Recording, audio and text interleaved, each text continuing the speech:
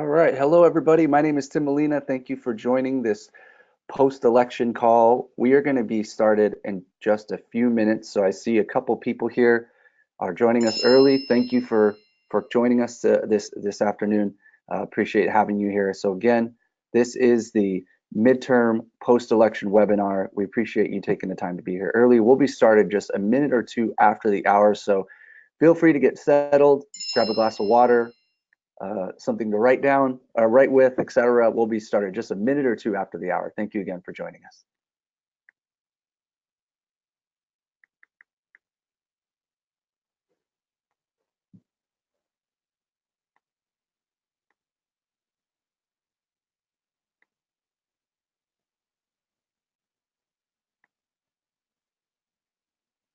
Hello again to the folks that just joined. Thank you for joining this midterm post-election webinar. My name is Tim Molina. I'll be getting us started in just a minute or two. Again, thank you all for joining us on time. I appreciate having you here. And yeah, we're still waiting for a few more attendees to show up. We should have a pretty full call today, so I want to give people enough time to join us and participate in what will be a really exciting conversation. Again, I'm Tim Molina. Thank you for joining the Close the Gap 2018 Midterm Post-Election webinar. We'll be started in just a minute or two, so hang tight, get comfortable, grab a glass of water. We'll be starting in just a minute now. Thank you again for joining us.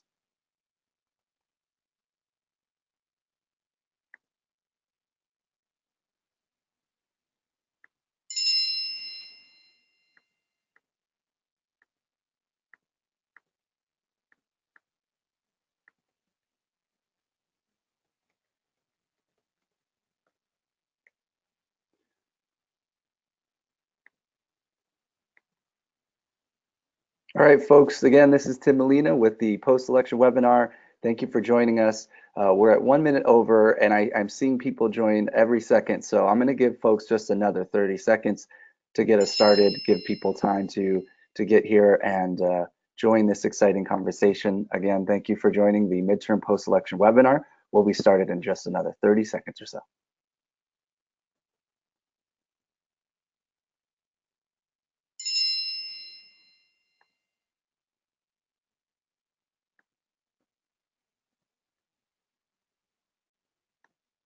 All right.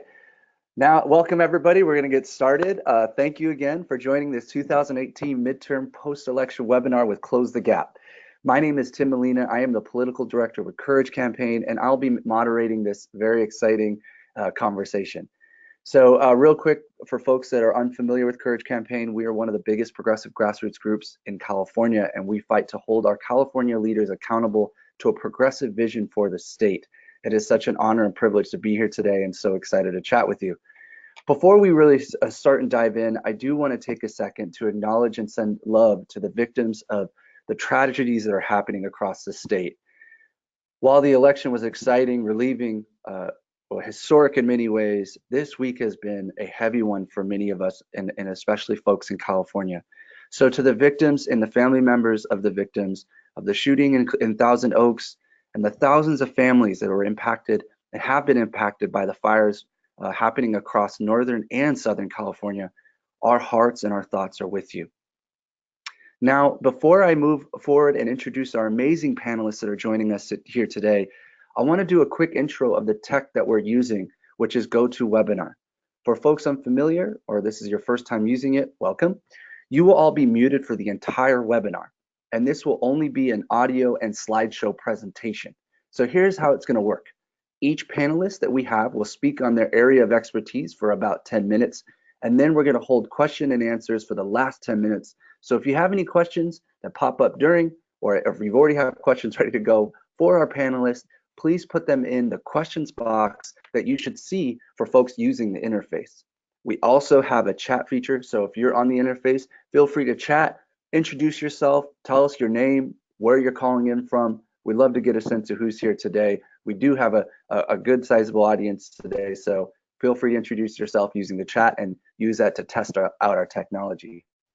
Also, feel free to use that to tell whoever's speaking, if we're speaking too quickly, you can't hear us, feel free to give us feedback, and we'll be sure to take that into consideration and make sure that you catch everything.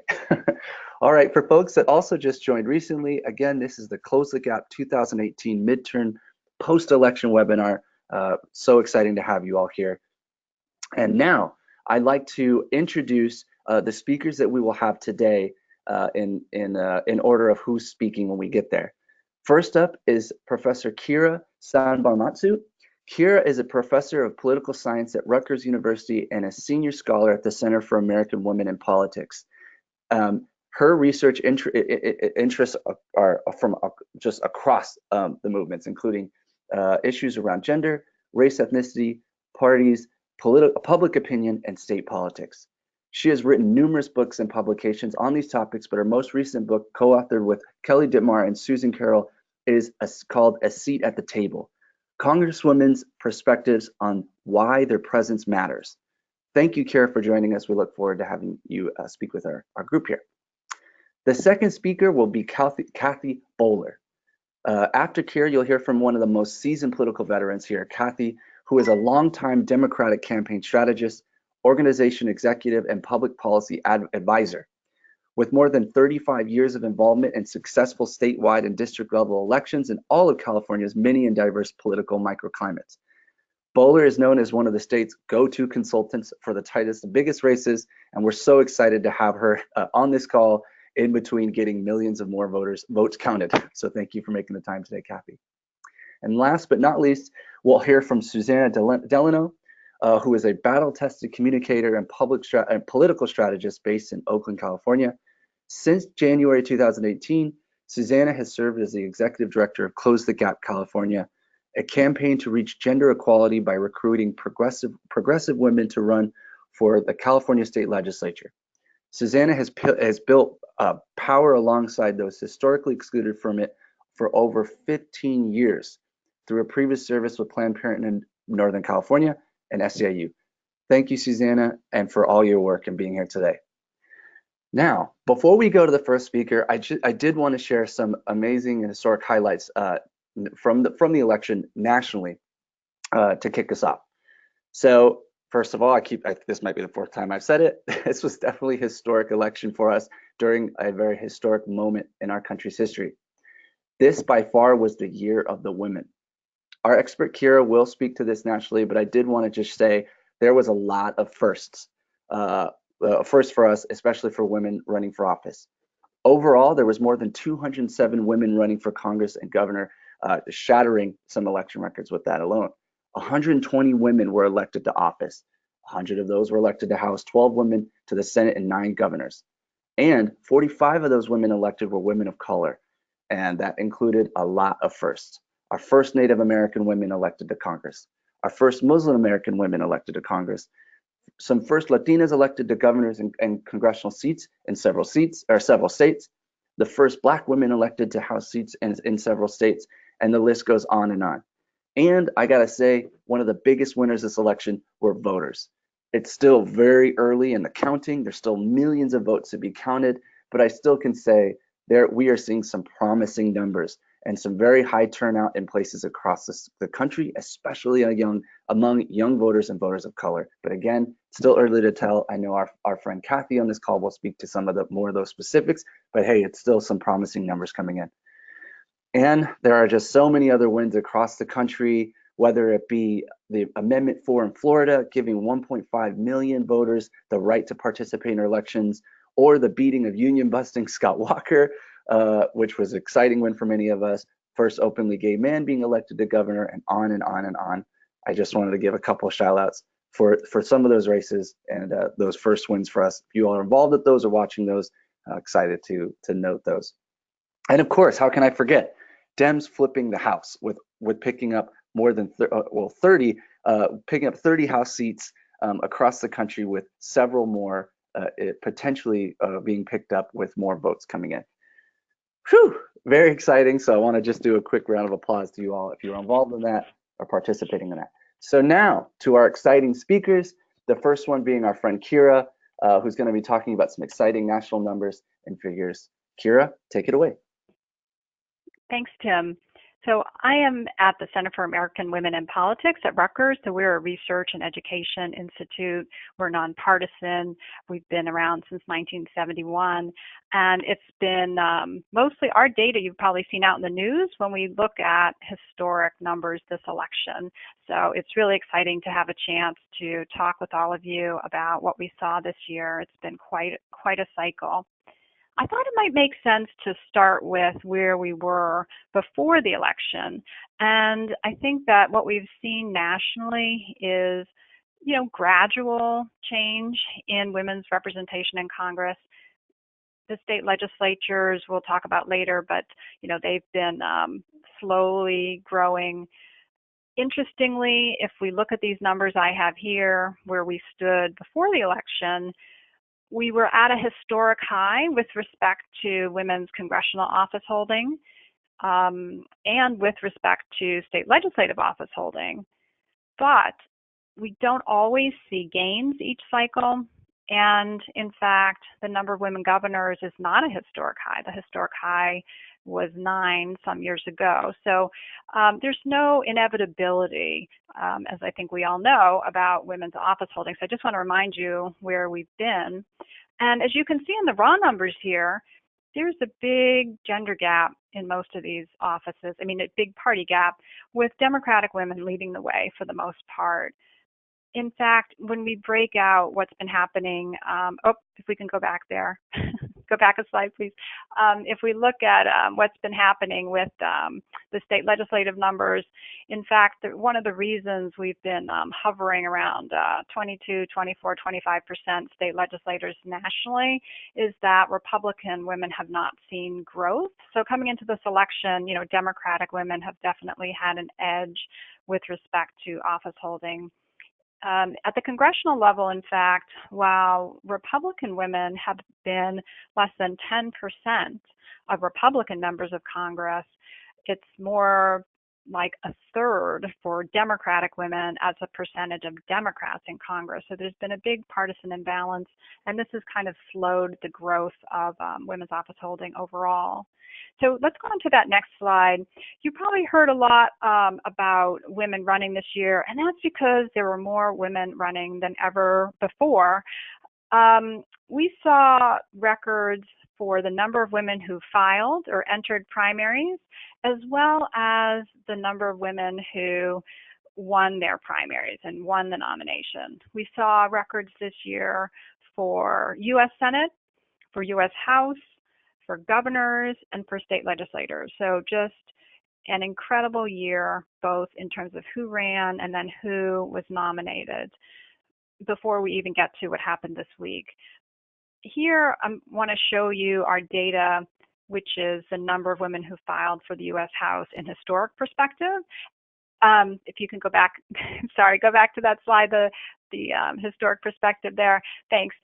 This is showing you that one, perfect. Number of women who filed U.S. House. What we're looking at here is, you can see why 2018 was unexpected. That blue bar of women who entered primaries for the U.S. House, kind of off the charts. That red bar is the number of Republican women who filed this year. You can see over time, we didn't make history with the Republican women who filed for the U.S. House. So you can see two things here. First, you can see why this year was so unusual, but then you can also see this partisan pattern that not only continued this year, but actually became even more dramatic. Okay, let's go on to breaking out this slide here. Where were these women running? A lot of these Democratic women were running as challengers. So we obviously have some incumbents, and those incumbents who are running for the U.S. House, these women, they were mostly Democrats. They did well. Then we had these open seat contests without an incumbent. And of course, the challengers are the toughest races. And here's where women were really running in hard contests. Democratic women were trying to unseat, either unseat members, or even in the open seat districts, we were looking at a lot of Democratic women running in red districts. Now, before we even get to the results, I just want to mention that the the pattern that we saw even before the election was record-breaking, and I want to acknowledge that even the women who didn't succeed this week and didn't win the general election, a lot of women made history just by winning the nomination. So a lot of the firsts that were mentioned by Tim, some of the firsts were in terms of nominations, and even if they weren't successful, they still made history in a lot of different ways. And then breaking the numbers for just who entered primaries is significant. We also saw a lot of different kinds of women running this year, women from different racial, ethnic backgrounds, different occupational backgrounds. We had LGBTQ records. We had young women breaking records. So we heard a lot about women veterans. So there are a lot of different kinds of women running. Brookings did a study of the campaign messages of Democratic women and Democratic men in primaries, and they found some gender differences there that were interesting. The Democratic women who ran this year were more likely than their Democratic male counterparts to talk about abortion, gun control, same-sex marriage, and education. So even within the primaries, there was somewhat of a different agenda that Democratic women were setting. Okay, so let's look at what happened in depth. If we could go on to the next slide. And these numbers are our numbers as of the current moment. We are obviously, some races are too close to call, so we don't have final numbers yet, but this is what things are looking like so far. The representation of the women in the U.S. Senate won't change much because we were already at a historic high. The Arizona race will feature a woman. Arizona will elect the first woman senator. We just don't know whether she'll be a Democrat or a Republican yet. And it's really the U.S. House that is the story this week. We see a record number of women here. And if you look at that party break, it's really stunning. At least 88 Democratic women will be entering the House compared with 13 Republican women. And in fact, whereas Democratic women are driving that increase, Republican women's numbers are probably dropping. So very different party stories. But a lot of these newly elected women are going to be entering the House. We also are going to have 9 women governors, and that's not a new record, that's meeting an old record, so that's significant. We heard a lot about some new women governors this year. So let's look at the next slide, which will take a deeper look into what's going to be happening with the House. This is going to be the largest class of incoming women in American history. Of the 35 new women entering, 34 are Democratic women. Pretty amazing.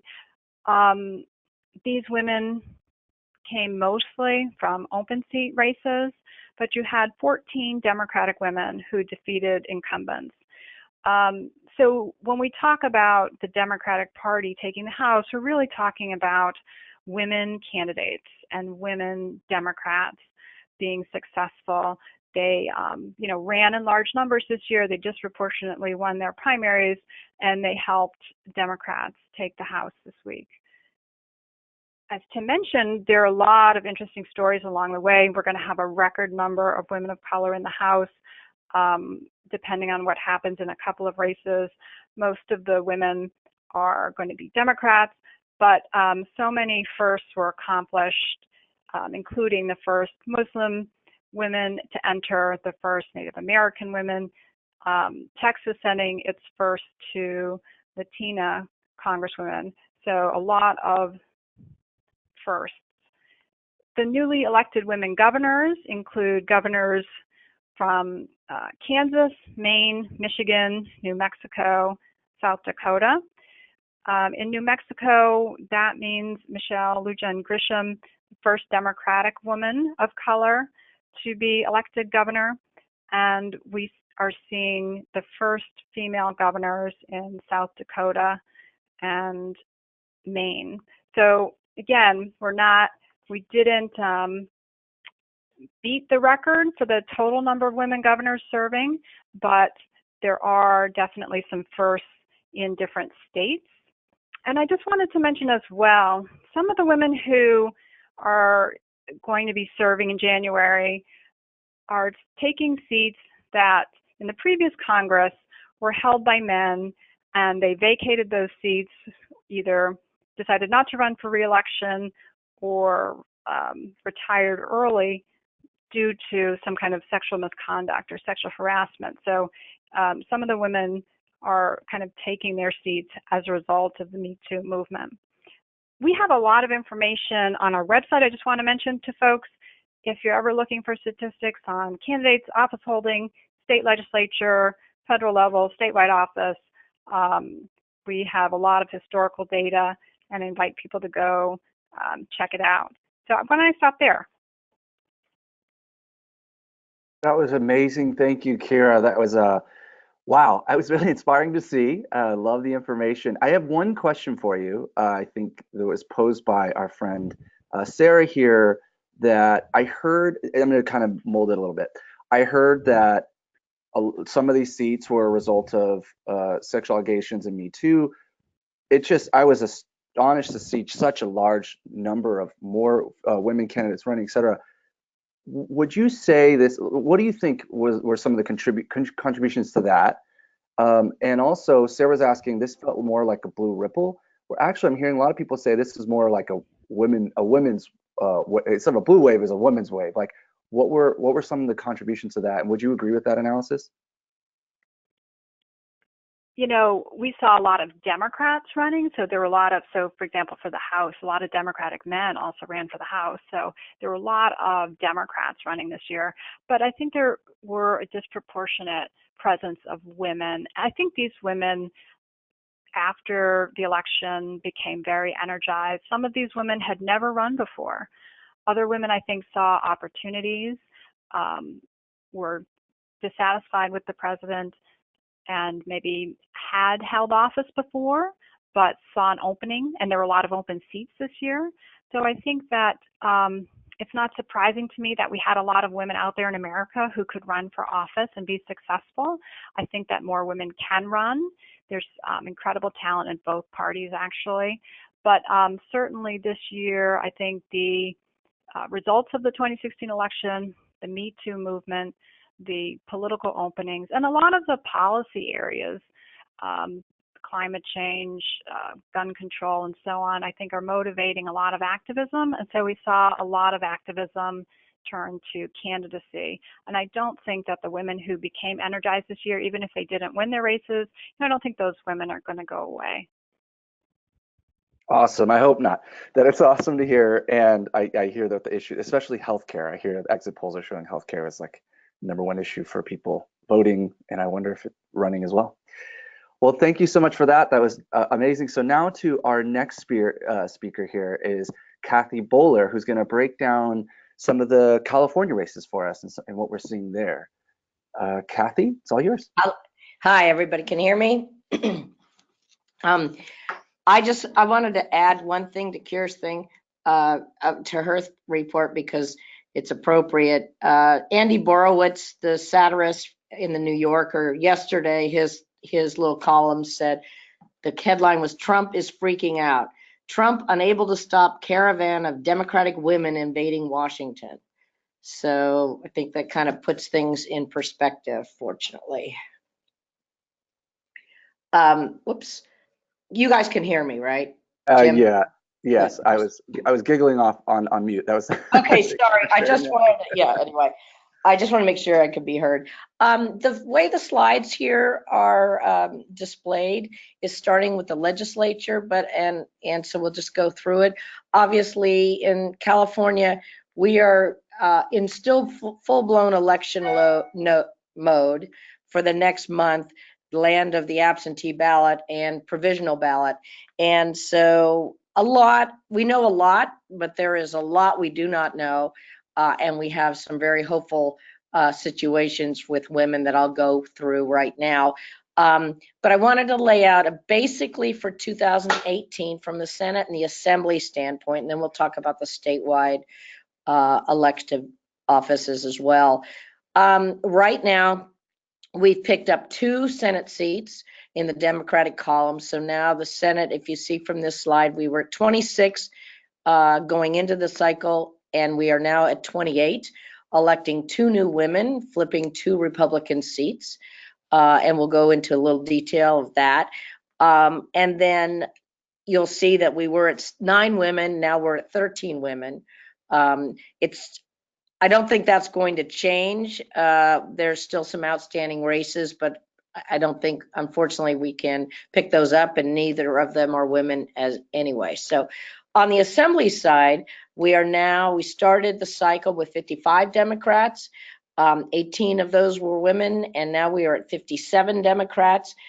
21 of those are women. However, we have very likely a pickup in Assembly District 74, which I'll get into, and that's another woman, Connie Petrie Norris, and possible pickup in Assembly District 38, Christy Smith. So we may possibly be up to 59 in the Assembly, and 23 of those would be women. So if you want to move to the next slide, we'll talk a little bit, because California elections in the last cycle, in 2017 and 18, we had 4 special assembly elections, 3 of which were won by women, and all women of color. And so I wanted to highlight those. We have Wendy Carrillo. Well, you see it on the screen. But so that added, they were replacing, in all cases, men. So that added to our women component in 17 and 18. And then let's go to, I wanted to introduce everybody to our new women legislators. Buffy Wicks in Assembly District 15. That was a Democratic seat to begin with, Tony Thurman's seat. And Buffy has been an organizer. Many know her. She worked for Obama, worked for Hillary. She's been a grassroots activist. I've known her for a long time. So that was a Democratic seat. In San Diego, Tasha Berner Horvath won in the 76th Assembly District, which has been a forever Republican seat. However, demographics are changing, and that's moving in our direction. But it turns out we had 2 Democrats running, Tasha and another Democratic woman named Elizabeth Warren, and Tasha won out there. Very strong candidate, had a lot of support from a lot of other labor unions as well as activists, and she'll be a strong contender to keep that seat come 2020. So those are our 2 for sure new Assembly members. And then we move to the next slide, which is our current 3 races that we're watching very closely. I want to start with Connie Petrie Norris, who's at the bottom, because she is really projected to win right now. We're very excited. There's still a lot of votes outstanding in Orange County, but they are counting, and every time she is now ahead by 620 votes. I think she gained 1,000 yesterday. We have full teams of attorneys, activists, and staff in all the registrars within these districts, observing and making sure every vote is counted. And it's very likely her numbers have been strong from the beginning. Connie's a businesswoman, community leader down there, very active in the community. She beat, for Close the Gap and for all of our issues, she beat one of the worst votes in the legislature on women's issues, from equal pay to choice to everything else, Matt Harper. And so that's a very strong pickup for us, both from the both on a partisan side, but from a very, very good, strong issue side. She's a very strong candidate and was up in Sacramento yesterday. Even though she is not the winner yet, we're looking I'm pretty superstitious, but even I think we're okay in that race. Christy Smith, who is she's excuse me, Los Angeles. Her race, her district is Los Angeles and Ventura County, and primarily in Los Angeles. And as we know, there are about 1 million ballots outstanding in Los Angeles to count. Their first report comes out tonight. She's only about 1,200 down right now. Her opponent, Dante Acosta, Republican incumbent, that is one that we're very hopeful on. It would be really terrific to bring Christie into the legislature as well. She's a wonderful candidate. She's been down in the Newhall School District for a number of years. She ran 2 years ago, unfortunately did not win, came back really strong this year. And her district is completely, well, in her part of the area is underneath the Katy Hill Congressional District. So obviously there's a great benefit from all the activity electing Katy Hill. And thirdly, in our potentials is Rebecca Bauer-Cahan from the East Bay, from Contra Costa and Alameda County. She's a little further behind Catherine Baker, so it wouldn't be if she wins, it would just be another woman replacing a woman, but it would be a Democrat. We are actively watching that. She's a really terrific candidate as well. She was encouraged to run, as was Cotty. And so many women throughout the state just by what was going on in Washington, D.C., and took the opportunities to run in races in the Cotty Petrie Norris race, where this is a 9 or 10 point Republican advantage district. So that was a big risk for her to take. And it turns out it was good. It's going to be successful. So we were very lucky to have some terrific quality candidates. So those are those three.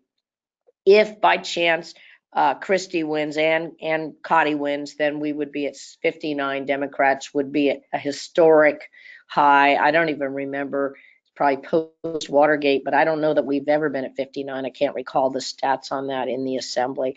So we're looking at super majorities in both houses, and many members of color and of all different walks of life. And so I think we're going to see a very progressive, strong legislative component to help and work with Gavin Newsom, our new governor, to continue California's progressive, thank God, progressive state. I can't remember. Let me see what our next slide is here on this. And then I want to go into the senators, I think. To the state Senate to highlight for this call our new women state senators. Ana Caballero is a current assembly member, and she also was appointed. She was appointed to run the business and housing agency. Longtime elected official. She just won or is winning in Senate District 12, which is the Merced Stanislaus area that Canella was termed out of. So that was a former Republican district, has been for a long time, and now it is flipped to Democrat. Melissa Hurtado in Senate District 14 down in Kern County, Fresno, and Kings has beaten Senator Vidak, which is also a great pickup.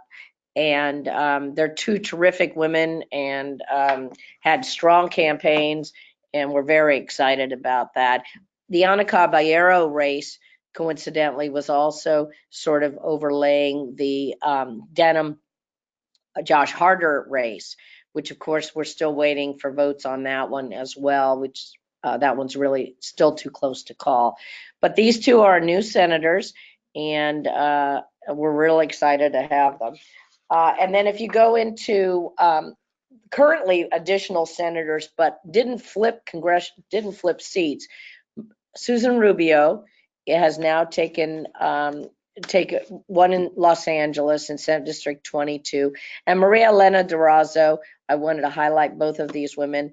She just ran she ran to replace Kevin De Leon, who was termed out, of course. So both really strong women. Maria Elena is on the DNC, has been a long labor leader forever, and ran the LA Labor Fed for a number of successful cycles.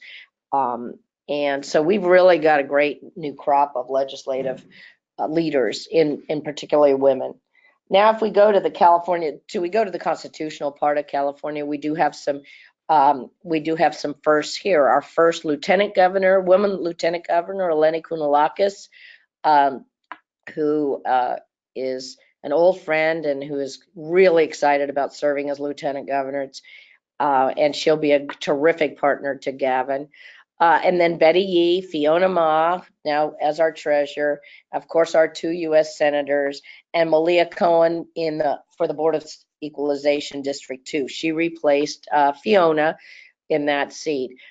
So we have 5 out of 10 statewide electeds that are women, and very strong women at that. So obviously in California, thank heavens, we're always sort of on the forefront, but of electing progressive and obviously individuals of color and women.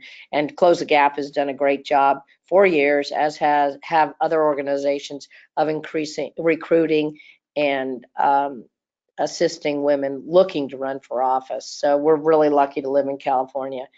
Just an overall little perspective, we know we have about 4 million votes, 4.8 million votes outstanding to count. These counties are counting. They're counting all weekend, all night, every day. They don't release numbers every day. So we still have a lot of close races in California, particularly some of our congressionals. Obviously we already see a couple of solid wins in flipping Republican seats, and we have some that are on the cusp, but are likely to win for producing Democrats as well.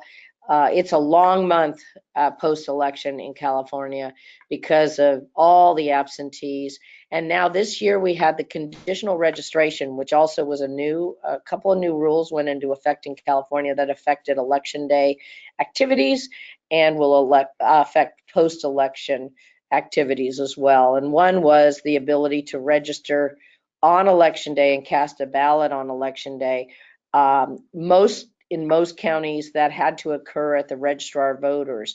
But we saw in LA County, whereas people that know LA County, in Norwalk at the registrar of voters, there were 4-hour waits for people waiting in line to register on election day, which was pretty impressive. That was seen in Orange County and Alameda County and throughout the state. So pretty exciting activity. Our turnout, hopefully we'll be in the high 50s. It's now, if you look at the real numbers, it's in the 30s. So, but we need to add another 4 million voters, hopefully, to it. So we have a lot of provisionals to count, a lot of vote by mail ballots. Today is the last day for a ballot to be received by these registrars. So in many cases, they're getting thousands more in each day by the post office. So that being said, we've got a long way to go, but after the fact, we'll have some really good statistics on the turnout, who turned out, who were these new registrations, new individuals that decided to register on site election day and took the time to wait for hours in lines. So that's pretty much it for California that I can think of. Excuse me.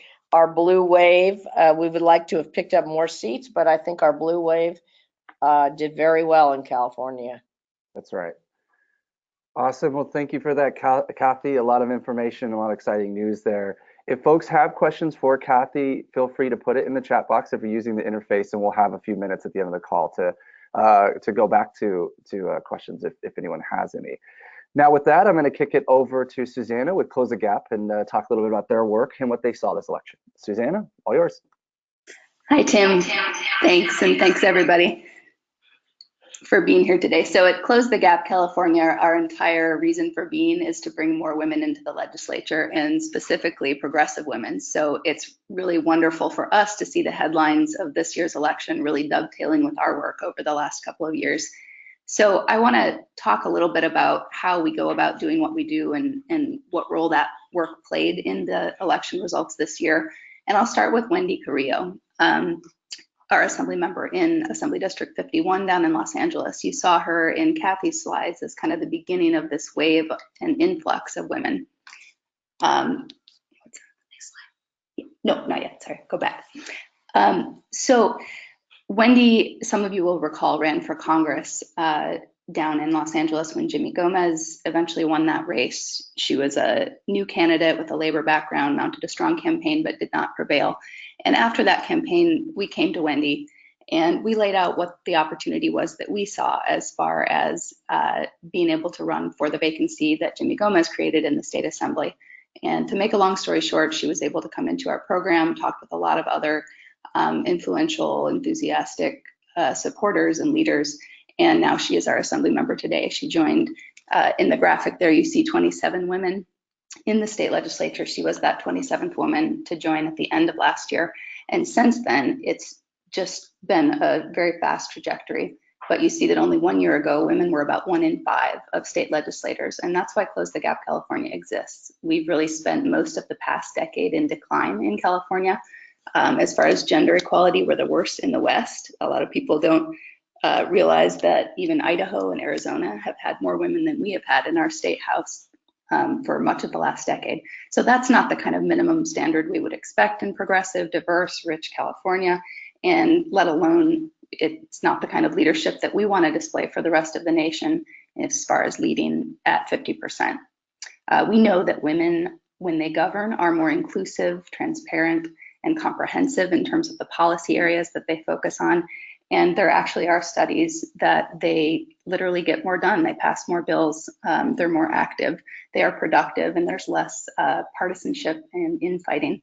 So we also know that when women run, they win as often as men, and particularly when we have those open seats. We saw in Dr. Sanbonatsu's presentation a couple times how those open seats really do tend to go for women more often. Because the women who are running are not up against an entrenched incumbent who has more visibility and a higher donor network. So Close the Gap California really formed as an intervention to turn these numbers around. And we do that by recruiting progressive women. We work a cycle ahead. We target districts first. We research them. We research community leaders in the area and influencers. We host search parties. We identify potential candidates and connect with them. We walk them through the process of running, what it would look like to succeed, assessing whether they are ready or not. We vet them with community leaders. We ask them to run. And we guide them through a 3-part exploration process that really prepares them to get ready to launch a successful campaign. When she does launch her campaign, our recruit sees her path to success, and she's connected with allied organizations that can help her get there. At that point, Close the Gap California steps away to focus on finding women for the next cycle. We're not a PAC, so we don't support candidates directly in that way. But if we've done our job, we've connected our recruits with the networks they need to be successful in that way. So in 2016, there were a record number of progressive women terming out, and we targeted 17 districts that year. 7 of our targeted districts had progressive women win, but that still wasn't enough to stem the tide. So fast forwarding to 2018, and we can go to the next slide here. We targeted at the beginning of our work for 2018, which happened a couple years ago, we only targeted 4 seats that we thought would be open. We thought 2018 would be a pretty sleepy year for women as far as opportunities to join the state legislature, and we were really wrong. A number of developments happened. You can see we added an additional 5 targets on the second map there. In light of resignations. Some of these were Me Too related resignations, and others, like Tony Thurman's, were because the seat had been vacated for the sitting legislator to pursue a higher office. So all in all, and I'm sorry, we also then targeted 3 additional seats as we saw really this idea of the blue wave picking up. We knew there would be investment in some of those overlaps with congressional areas where more infrastructure and more resources were going in, including in areas like the Central Valley, where there has not always been that sort of investment that could help propel a state legislative candidate as well as a congressional one. So overall, you can see the statistics there. In 11 of our 12 target districts for the year, a progressive woman launched a viable campaign. We were just as successful in target districts added after Me Too resignations and blue wave targets as we were in our original ones. Of those 11 where a woman filed, 8 of 11 have already won or are very likely to win when the counting finishes. And 82% of our recruits overall in 2018 cycle were women of color. Of those moving forward, 75% are women of color. Next slide. So there you see some of the same faces that you saw in Kathy's slides as far as the women that are joining the state legislature. Overall, it really is significant that progressive women replace their male predecessors in 8 and possibly more state legislative districts in 2018. The Senate notably gains 4 Latino women from Close the Gap California target districts, and Kathy went through a little detail on some of those. And another statistic I wanted to share too is of the women in the California state legislature, 60% are women of color. And what that means is that California almost triples the national average of 6% as far as how many of state legislators are women of color. In California, if you add up all of the total numbers, around 17% of the California state legislators are women of color. So that's fantastic, and we see that trend quickening this year. So let's go to the next slide. What does this all mean? Some of you who are friends of Close the Gap California have seen this graph over the years, and it's been a sad graph over the last decade, but it really lays out for us what our work is as far as driving it upwards. And you see there that our goal by 2028 is to have at least 50% women in the state legislature. And you see on 2018 now what a massive leap we took this year. Our takeaway from this is that targeted recruiting works. It's instrumental to the kind of wins that we've seen this year. And what it amounted to this year, in fact, is the biggest single net gain in women to the California state legislature in history. There have never been more women in one year who have joined as new legislators. We had 3 previous years where 5 women joined. One of those was 1992, the year of the woman. And so, of course, we have 1992 beat by at least 3 seats, if not more. Overall, women have gone from being 22% of the legislature just a year ago to at least 28% today. And that actually bumps California up into the top half of the nation as far as gender equality in the state house. So that's what we work for, and that's why it's exciting. And again, as Kathy went over, it could be more. If we have Christy Smith in 8038, Cotty Petrie Norris in 8074, and Rebecca Bauer-Cahan in 8016. We're also keeping our eyes on Sabrina Cervantes in 8060, who is in a really tight race to hold her seat. But we could see numbers, depending on how those races go, on par with the highest ever in California history. So 50% women is possible. And I think that we are seeing that the heightened stakes in Trump's America, the political environment, are actually breaking down the barriers for women, and particularly women of color, to run and to win. Voters have a much richer, more diverse pool of candidates to choose from, and they're choosing women and women of color. And we think that our targeted approach is key to ensuring that they can be successful. So let's go to the next slide and talk about what's next. As I've said, our goal is really based on 2028, and I want to tell you a little bit about why. More women running is huge to success, and that's really been the headline this year, but that's not the only dynamic working in our favor over the next decade.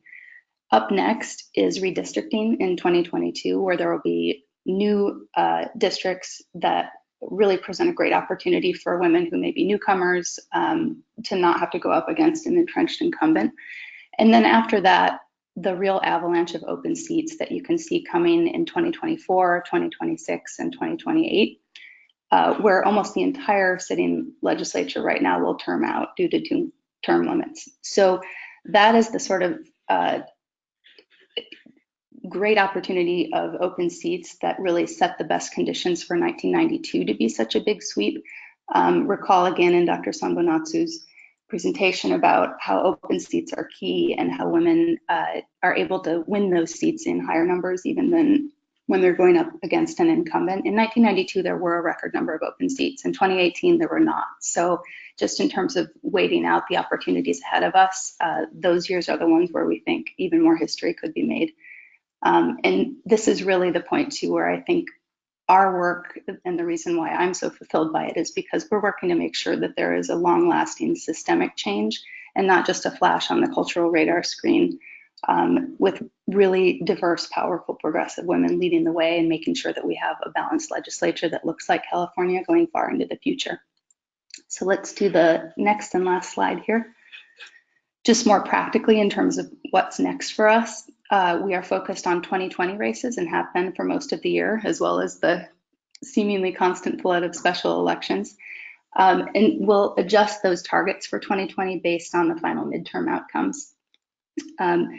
Reach out to us at Close the Gap California if you know someone who should run in 2020 or one of those later years. We're working on building that pipeline. Sign up for our lists and our social media, please.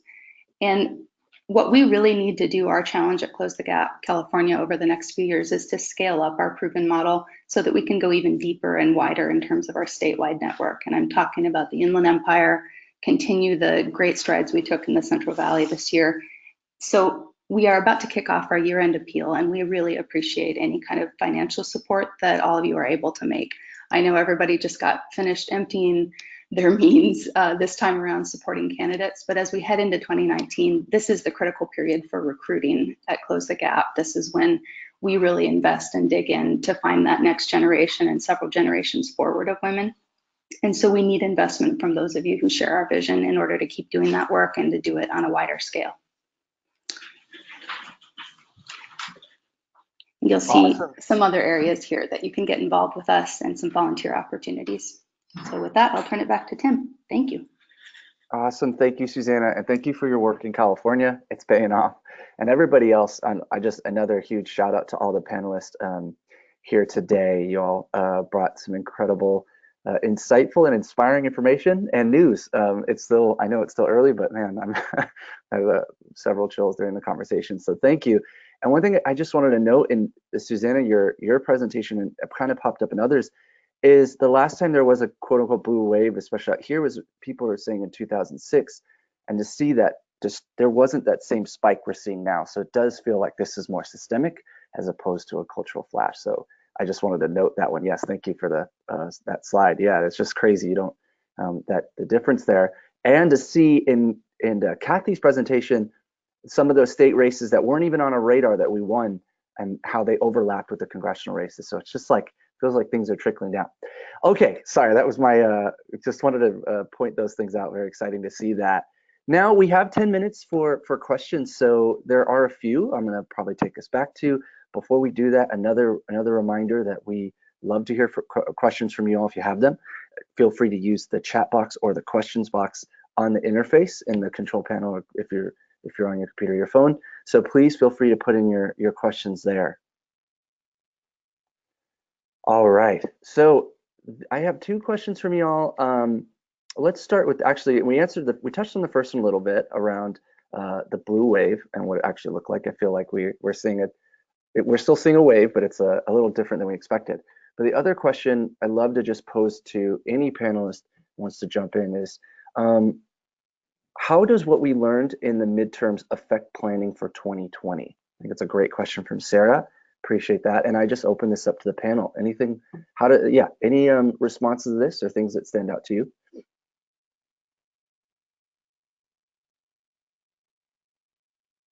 Sure, well, I can jump. Oops. Awesome. Susanna, go for it. Yeah. So I had started to talk a little bit about what we're looking forward to at Close the Gap California in 2020. So very concretely, we're looking at Senate District 1, Bill Gaines' seat. We're going to have a special election announced there, probably very soon, given his win on the Board of Equalization. Similarly, if Ricardo Lara wins the insurance. Oh, sorry, Susanna. I think we're getting some background from. Yeah, we're working on it. Okay. Sorry. Maybe I'll. Apologies.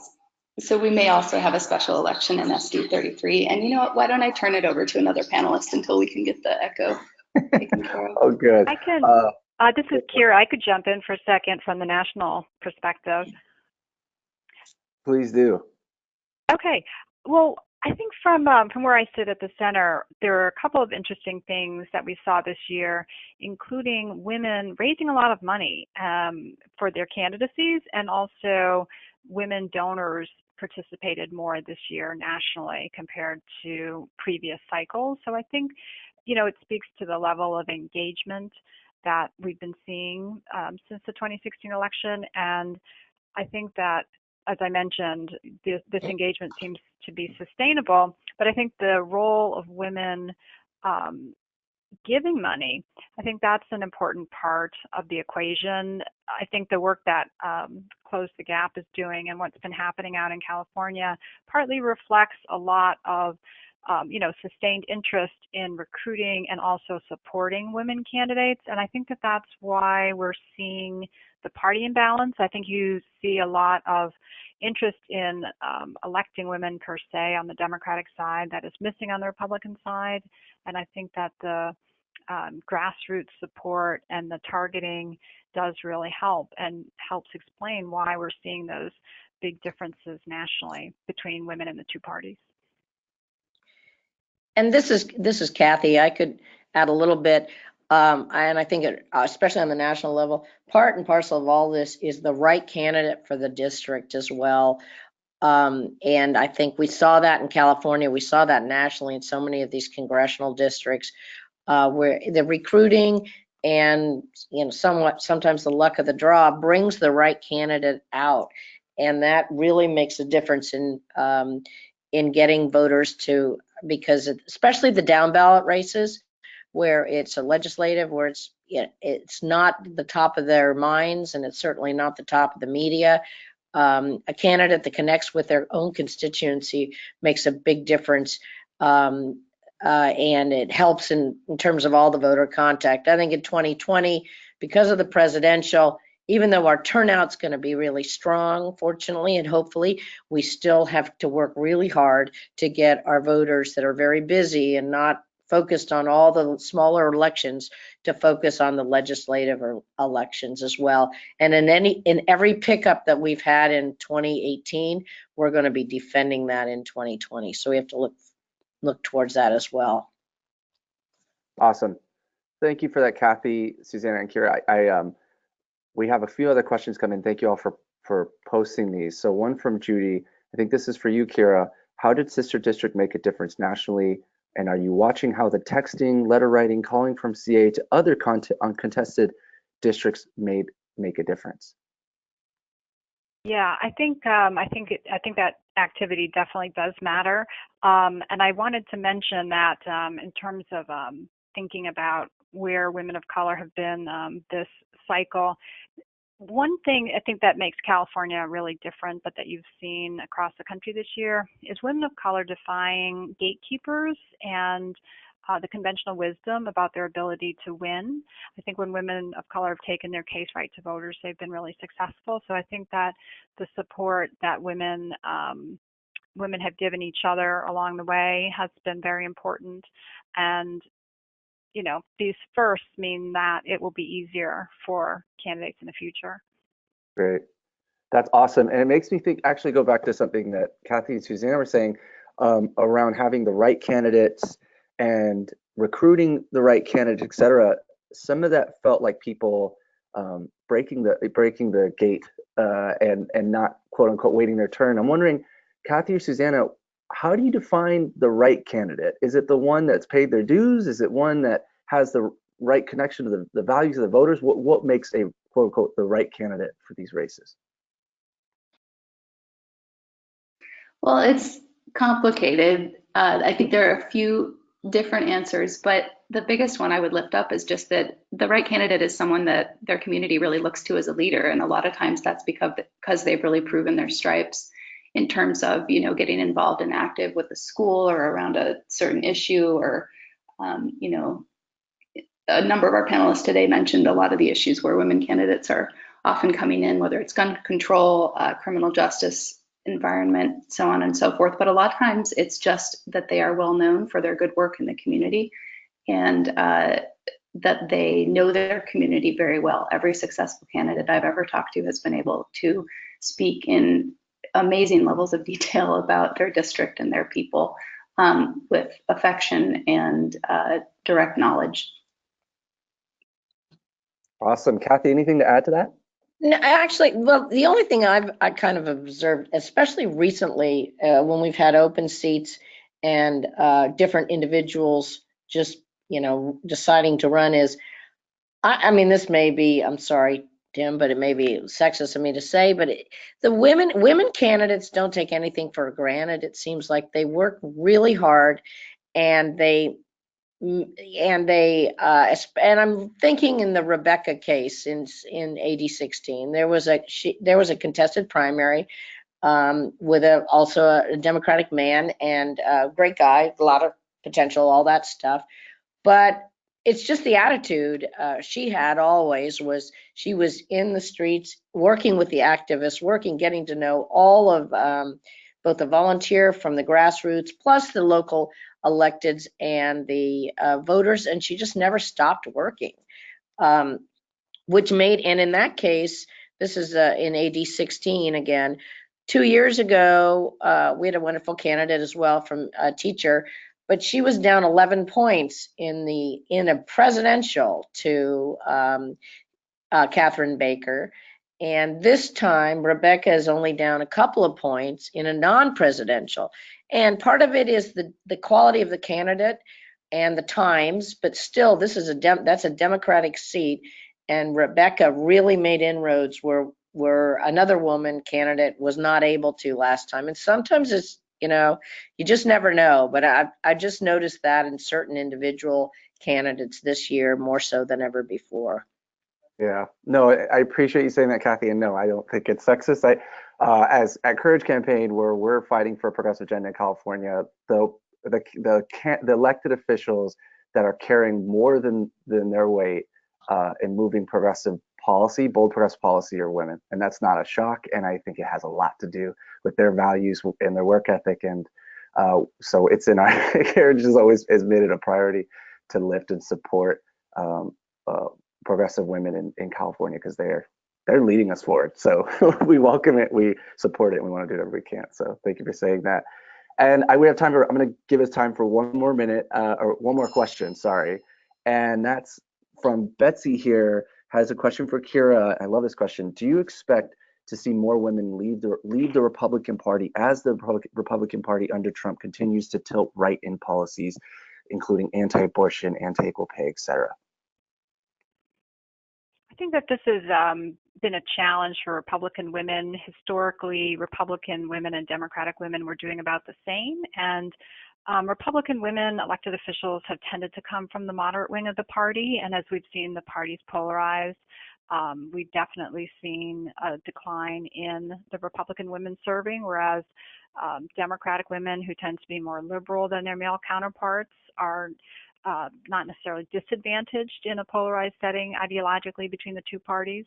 So I think, if you look at some national survey data over the past couple of years, it does seem that the share of the public that's Republican women has declined somewhat. And it's not really clear when those numbers might bounce back, either at the grassroots level or in terms of candidates. There was a gender gap, by the way, in the exit polls. We saw pre-election polls with the gender gap, and so I just want to confirm, if you hadn't seen it, women supported Democratic House candidates nationally 59%. So that definitely, the women voter piece is pretty important. Thank you for that. I appreciate that, Kira. And with that, that's all, folks. We just want to say, I want to say thank you all for your time, everyone out there, your work around the election and beyond. And so I just want to give a huge round of applause to our speakers. You all have been incredible. This conversation has been recorded, and I know there'll be information going out after this. So we hope you share the awesome insight that was shared today with your friends, your colleagues, and everyone else out there. Again, thank you all for your time, and thank you to our lovely and amazing panelists. This was an awesome conversation. Thank you. Thank you. Thanks.